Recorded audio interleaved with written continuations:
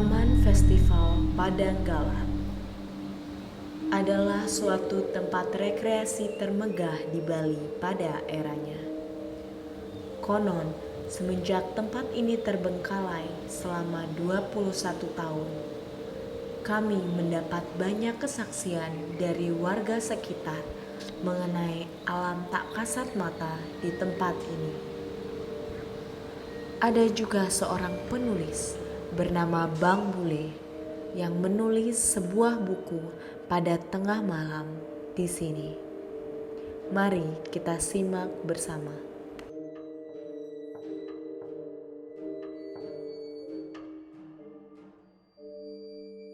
Boleh nggak sih Bu cerita kita gitu biar teman-teman tahu tentang tempat ini? Jadi pengalaman-pengalaman pribadi horor Ibu. Boleh? Boleh. Ya. Di sini kan memang tempat kan udah masuk di Unesco 7 tempat terangker itu. Angker, ya. Tapi memang sering kejadian siapa yang masuk ke dalam kalau ada pikiran kosong pasti disuruhin benar, gitu. ya. Ada yang langsung menjelma itu juga Banyak ada. yang menjelma. Iya. Ya kalau emang di Padang Galah itu emang dibilang horor sih. Cuman penampakan tuh emang banyak. Iya. Terus apalagi yang di wilayah di dalam taman festival tuh emang banyak sekali. Banyak ya Pak ya. Dari kata ini kayaknya ini sebenarnya ini anak kecil sebenarnya sini. Oh yang di spot ini Pak? Ya. Oh gitu. Anak kecil. Kalau malam. Kalau malam sini yang kecil. Kalau yang sana jenderalnya sana. Oh gitu Pak ya. Nah itu yang satunya itu baru lain tuh. Jadi ada bagian-bagiannya Iya sendiri Pak bagian-bagian ya. sendiri dia. Jadi yang sini kalau yang di sini yang hitam nih, Aduh, Pak. penjaga di sini. Saya kayak nggak mau lihat di arah Nah, sana. yang di sini juga ada. Iya. Pohon Iya. juga di sini. Masih banyak ya, Pak. Oh. Paling parah yang di sana. Tiketnya turbo itu. Ya. Bapak, mereka tuh ngeganggu nggak sih Pak? Apa mereka cuma usil menampakkan diri aja? Ya enggak sih sebetulnya cuma menampakkan aja. Jadi mereka nggak jahat Pak ya? Enggak. Ya. Karena mereka kan ada hidup di dunia mereka sendiri. Tapi kadang kita ketemu istilahnya Pak ya? Tergantung kita lah Iya. saling menghormati kan. Iya betul. Saya dulu pas jalan ke Pura, Mm-mm.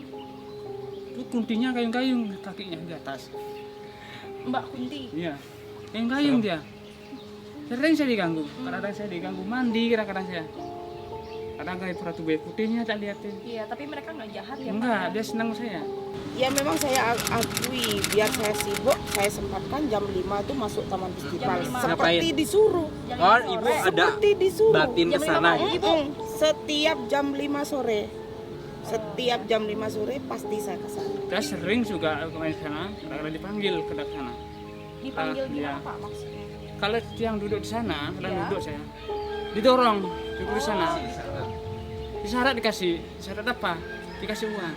Iya. Saya tuh moto orang, kok keluarnya gambarnya tuh ular menganga gitu. Iya ular di HP saya nggak langsung melihatnya. Setelah moto itu besoknya saya baru lihat karena saya sibuk Baru dicek ya. kerja, baru dicek besoknya.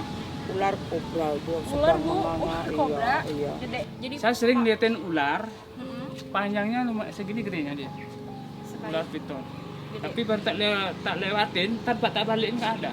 Oh, banyak cerita dari teman-teman yang lain kalau emang di sini tuh ada ular. Iya emang.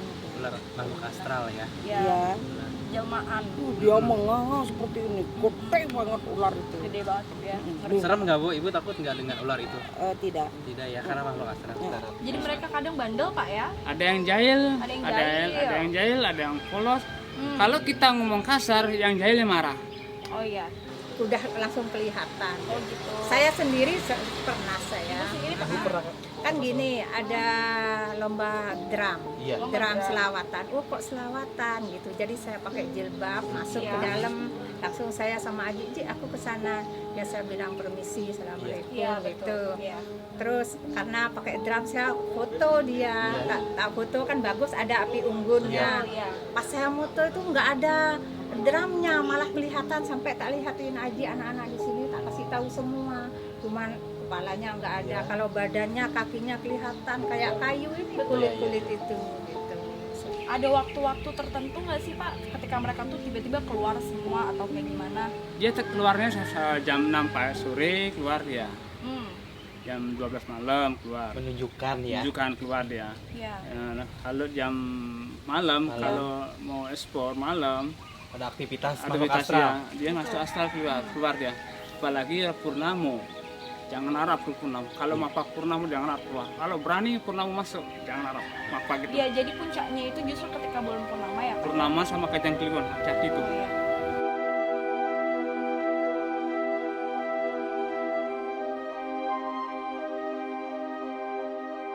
Maha dan tim memutuskan untuk menghabiskan malam di tempat ini yang bertepatan pada malam 1 Suro. Mereka akan membaca beberapa bagian buku yang ditulis oleh Bang Bule. Aku mendambakanmu, aku memerlukanmu, aku lapar. Perasaan ini terbakar jauh di dalam diriku. Mendekatlah, biarlah aku merasakanmu dan menciummu. Aku sanggup merasakan detak jantungmu. Aku sanggup mendengar darah yang mengalir di pembuluh darahmu.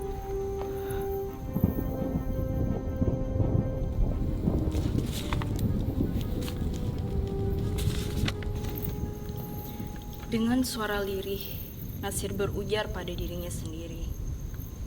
Aku telah mengecewakanmu, kekasihku. Dan di saat yang sama, guntur dan petir menyambar dengan sangat hebat. Sambarannya begitu dekat sehingga tanah bergetar dan isi dari mangkuk Nasir berhamburan.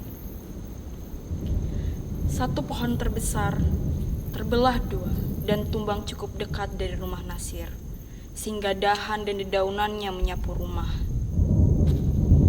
Ketika Nasir merunduk, sebuah pesan muncul di mangkuknya dan membuat Nasir bergegas lari menuju sudut terdalam kamarnya, ke dalam bayang kegelapan.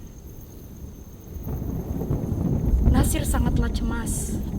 Raut wajah dan tubuhnya membeku ketakutan. Tidak, aku tidak bisa. Dia keluar dari sudut dan merangkak mendekati mangkuk dengan sangat hati-hati. Hujan turun semakin deras dan dia tidak bisa melihat atau mendengar murid-muridnya memasuki ruangan. Wajah Nasir berubah di ruang tersebut, sementara dia menatap mangkuk dengan ketakutan. Ketika dia mendongak dan dia akhirnya melihat dua murid-muridnya, dia berteriak, Keluar dari sini. Ada banyak hal yang tidak kita pahami dalam hidup, tentang dunia dan planet kita tinggal, dan tentang diri kita sendiri.